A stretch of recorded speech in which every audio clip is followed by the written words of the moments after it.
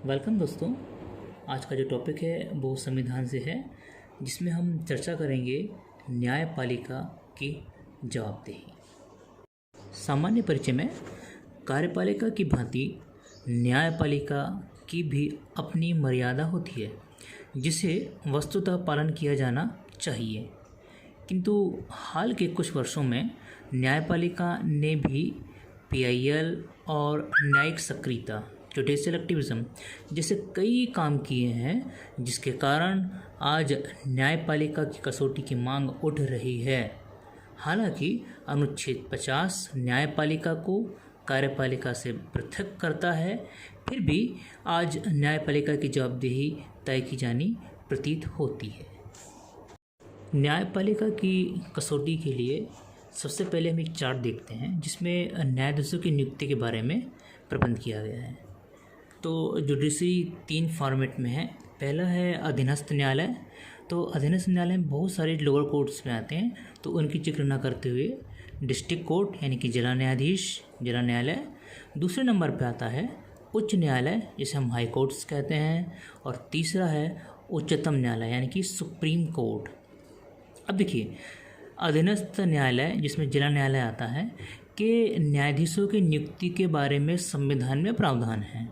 Article 233 कहता है कि किसी जिला न्यायाधीश की नियुक्ति उच्च न्यायालय के परामर्श पर उस राज्य के राज्यपाल को करनी चाहिए। किंतु हमने कई मामलों में देखा है कि राज्यपाल हाई कोर्ट के परामर्श को उतनी गंभीरता से नहीं लेते हैं, और यही लक्ष्मण रेखा कार्यपालिका और न्यायपालिका की लड़ाई में निकलकर सामने आती है, जिसमें कि यह दिखा जाता है कि किस तरह कार्यपालिका ने अपनी लक्ष्मण रेखा पार कर दी है, या सुप्रीम कोर्ट या न्यायालय ने अपनी लक्ष्मण रेखा को पार कर लिया है। दूसरे में नंबर देखते हैं उच्च न्यायालय। तो उच्च न्यायालय में भी कार्यपालिका का इतना दखल हो चुका है कि जिसके कारण सुप्रीम कोर्ट को एक कॉलेजियम सिस्टम बनाना पड़ा, और जिसके आधार पे ही न्यायाधीशों की नियुक्ति, चाहे वो उच्च न्यायालय हो या उच्चतम न्यायालय हो, की नियुक्ति की जाती है।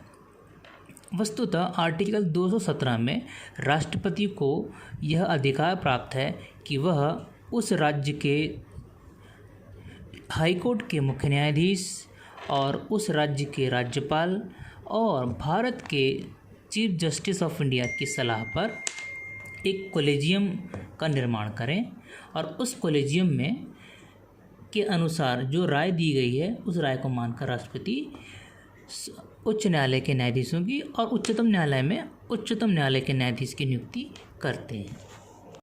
जिला न्यायाधीश, जिसकी नियुक्ति के लिए संविधान में निर्देशात्मक शब्दों में कहा गया है कि आर्टिकल 233 के आधार पर उच्च न्यायालय के परामर्श उपरांत ही राज्यपाल किसी जिला न्यायाधीश को नियुक्त करेगा।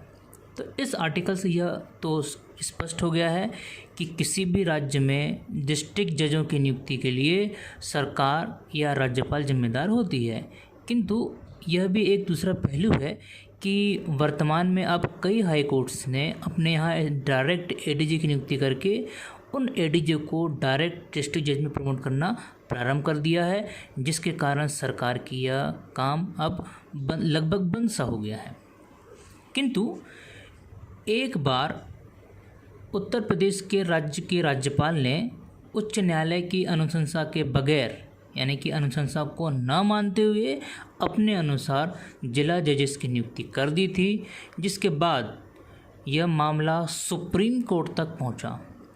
वो मामला था चंद्रमोहन बनाम उत्तर प्रदेश राज्य, AIR 1966, सुप्रीम कोर्ट 1987। इस मामले में उस समय के जो सरकार के जो काम था, राज्यपालों के द्वारा जजेस की नियुक्ति करना, तो उनके इस रवैये को सुप्रीम कोर्ट ने सख्त हिदायत दे करके मना कर दिया, और ये कहा कि राज्य उच्च न्यायालय की राय के बगैर जिला जजों की नियुक्ति नहीं कर सकता है, और ऐसी नियुक्ति नहीं की जानी चाहिए।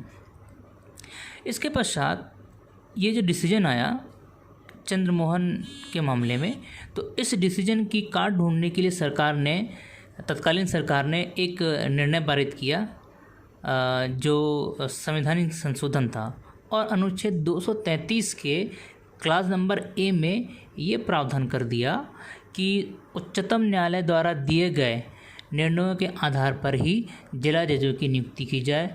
तो अब वापस से राज्यों के राज्यपाल यानी कि सरकारें जिला जजों की नियुक्ति करने तो लगी, किंतु उनको सुप्रीम कोर्ट के वो जो गाइडलाइन थी उसको उस निर्देश में उसके परिप्रेक्ष्य में वह नियुक्ति करने लगे। इसके करने के पीछे कारण ये भी था कि यदि राज्य के हाई कोर्ट्स जिला जजों की नियुक्ति के अधिकार अपने हाथ में ले लेते तो सरकार के पास से यह अधिकार भी जा सकता था। अतः सुप्रीम कोर्ट के निर्णय को मानने के लिए कई सारे राज्यों में और केंद्र में यह बदलाव कर दिया गया और एक नया आर्टिकल 233A जोड़ दिया गया।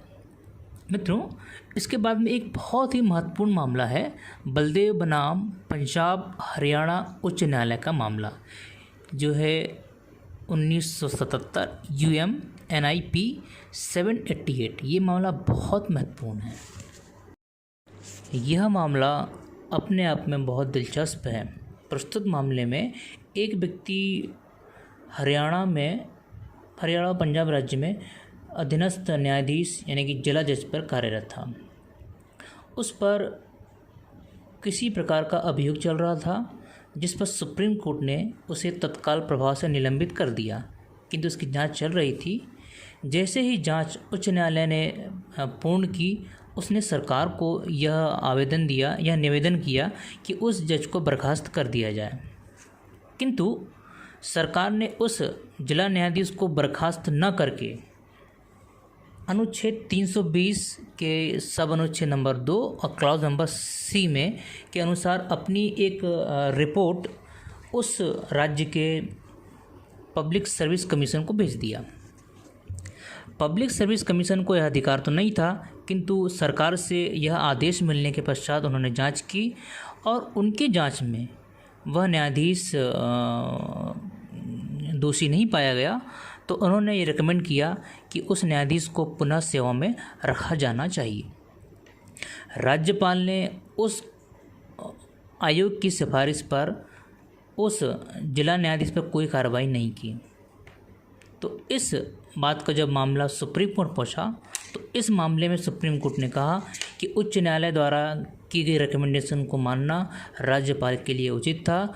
ऐसा न करके उन्होंने एक संवैधानिक संकट खड़ा कर लिया है। अतः सुप्रीम कोर्ट ने राज्यपाल के उस निर्णय को, जिसमें उन्होंने आयोग की सिफारिश लेकर के उसको कार्रवाई नहीं की थी, उसको निरस्त कर दिया और जज को बर्खास्त कर दिया।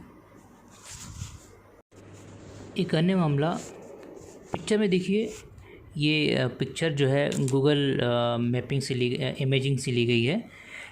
इसमें ये बताने का प्रयास किया गया है कि एक पुलिस वाले ने किस प्रकार एक जज को गिरफ्तार किया था। आपको मामला याद होगा, दिल्ली न्यायिक सेवा संघ यानी कि 30 हजारी कोर्ट बनाम गुजरात राज्य का मामला। ये मामला है AIR 1991 सुप्रीम कोर्ट 2176। प्रस्तुत मामले में गुजरात के एक जिला न्यायाधीश से पुलिस वाले खन्नस रखते थे, तो उनको जो है किसी मामले में फंसाने के लिए सबसे पहले उनको गिरफ़्तार किया गया और गिरफ़्तार करने के बाद उनको ज़बरदस्ती शराब पिलाई और यह बताया गया कि यह न्यायाधीश शराब पीकर सामाजिक अशांति को दूर कर रहा था। किंतु जैसे ही मामला पब्लिक में हुआ तो ये मामला दिल्ली भी पहुंचा। तो उस समय जो दिल्ली न्यायिक सेवा संघ के जो वकील थे, उन्होंने एक पिटीशन सुप्रीम कोर्ट में दर्ज की, तो जिसे हम 30 हजारी कोर्ट का मामला भी कहते हैं। तो इस मामले में सुप्रीम कोर्ट ने संज्ञान में लिया और यह आदेश पारित किया कि कोई भी व्यक्ति जजेस को बिना किसी वरिष्ठ निकाय के सहमति के गिरफ्तार नहीं करता है, उनको जजेस को प्रोटेक्शन प्राप्त होता है। तो इस प्रकार भी सुप्रीम कोर्ट को आगे आकर के अपनी दहलीज को लांघ करके भी यह न्यायिक काम निपटाना पड़ा और अपनी अवमानना के लिए उन अधिकारियों को जिम्मेदार बिठाकर दंडित भी किया गया। इसके पश्चात एक अन्य मामला जिसमें न्यायपालिका ने बहुत ही महत्वपूर्ण डिसीजन दिया है, वो मामला था अखिल भारतीय न्यायिक संघ बनाम भारत संघ, AIR 1993, सुप्रीम कोर्ट 2493। हाल के दिनों में जिस तरह से न्यायिक अधिकारियों या न्यायिक व्यक्तियों या जजेस के ऊपर जिस प्रकार से प्रक्रम बन रहे थे, अतः न्यायपालिका ने उसकी कसौटी को बरकरार रखने के लिए एक निर्णय दिया और यह निर्णय था अखिल भारतीय न्यायिक संघ बनाम भारत संघ का मामला। इस मामले में उन्होंने यह अपील की कि एक न्यायिक निकाय जिस तरह IAS, IPS और IFS होते हैं, ठीक उसी की तर्ज पर एक न्यायिक निकाय बने जिसके लिए भोपाल जो है मध्य प्रदेश के भोपाल को चिन्हित किया गया है। इस मामले में सुप्रीम कोर्ट ने जो गाइडलाइन दी है वो इस प्रकार से है, जो बहुत काफ़ी महत्वपूर्ण है। नंबर 1, अखिल भारतीय न्यायिक सेवा संघ की स्थापना किया जाए, जो वर्तमान में चुन लिया गया है, उसकी राजधानी जो भोपाल रखी गई है। दूसरा है 31 मार्च 1993 तक फौजदारी यानी क्रिमिनल और सिविल दोनों में समरूपता लाई जाए। तो जो फौजदारी अधिकारी हैं और जो न्यायिक सिविल अधिकारी हैं, उन दोनों को मिक्स करके कोई एक वर्ग तैयार किया जाए। तीसरी गाइडलाइन थी न्यायिक अधिकारियों हेतु अधिकतम आयु 60 वर्ष निर्धारित हो। वर्तमान में जजेस की संख्या का निर्धारण नहीं है, कहीं 62 वर्ष है, कहीं 60 वर्ष है, तो उसको एक जैसा किया जाए। चौथा, न्यायिक अधिकारियों को सरकारी आवास, साथ में अपडेटेड पुस्तकालय भी होना चाहिए, ऐसी उन्होंने रिकमेंडेशन दी थी। पांचवा है सभी जजों को वहाँ उपलब्ध कराया जाए। छठवां, प्रशिक्षण केंद्र में स्थापित किया जाए और इस तरह सभी जजेस को जो उपलब्ध हैं उनको एक प्रशिक्षण केंद्र में स्थापित किया जाए, वहाँ से ट्रेनिंग कराई जाए, जिसके पश्चात ही उनकी नियुक्ति की जानी चाहिए। ऐसी रिकमेंडेशन इस मामले के बाद में सुप्रीम कोर्ट ने दी थी।